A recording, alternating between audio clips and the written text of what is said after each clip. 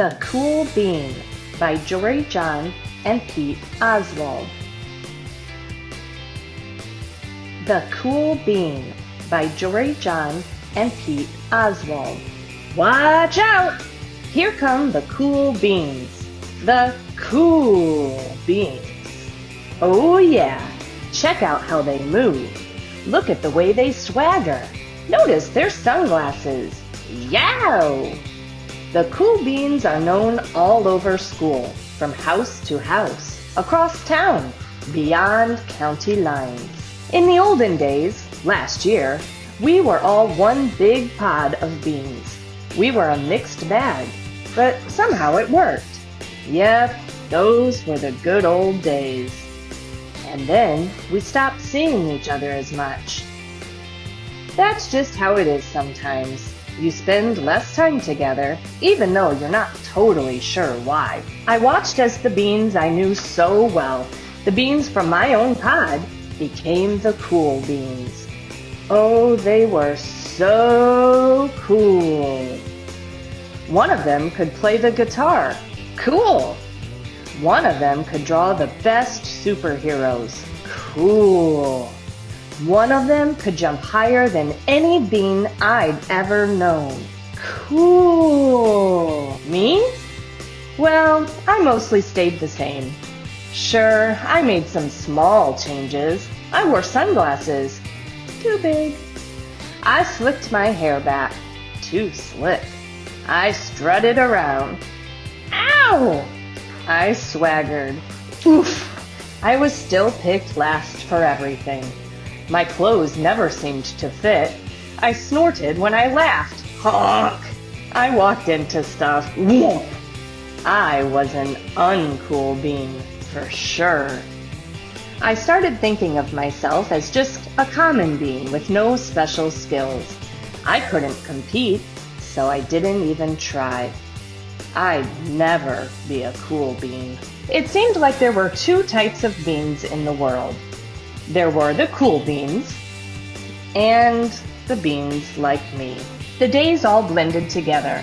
I lived my life and things were just okay. I took tests and ate lunches and mostly kept to myself. The cool beans continued being cool. I mean, sure, I missed them a bit, but it's not like I was going to say anything. I felt like all that coolness had gotten in the way of our friendship. And that's how it went. Until one day. I was in the cafeteria. I dropped my lunch on my loafers. Oh no, not again. But then something sort of miraculous happened. Out of nowhere, one of the cool beans helped me clean it up. He didn't even say anything. He just gave me a nod. That was it. Later, I was out on the playground. I tripped and scraped my knee and maybe cried a little bit, and everybody saw it. Another one of the cool beans came to my side, and without a word, he dusted me off. That afternoon, I was sitting in class. I wasn't really paying attention. I didn't notice, but our teacher had called on me. Everybody stared. I sat there in silence. Nobody said anything. And then everybody just laughed at me. That was it. After today, I was officially a has-been. But then one of the cool beans stood up and came over to me. Everybody watched. He leaned in close and whispered, "Hey, the teacher asked you to read from page 32. Then she gave me a quick wink and went back to her seat. It was a small gesture, sure, but it was also everything. I walked home with a goofy smile on my face.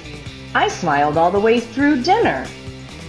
That day made all the difference. It was a day that could have been really bad, if not for the kindness of a few cool beans. It gave me a shred of confidence. That shred of confidence has continued to grow. Somebody had my back. Or A few somebodies. After that, I started hanging out with the cool beans again. How have you been? Get it? How have you been? Not all the time, but sometimes. At lunch, after school, even on the weekends. Throughout all of this, I realized that it's not about how you look or any of that other silly stuff. It's about a wink or a nod or a smile at just the right moment.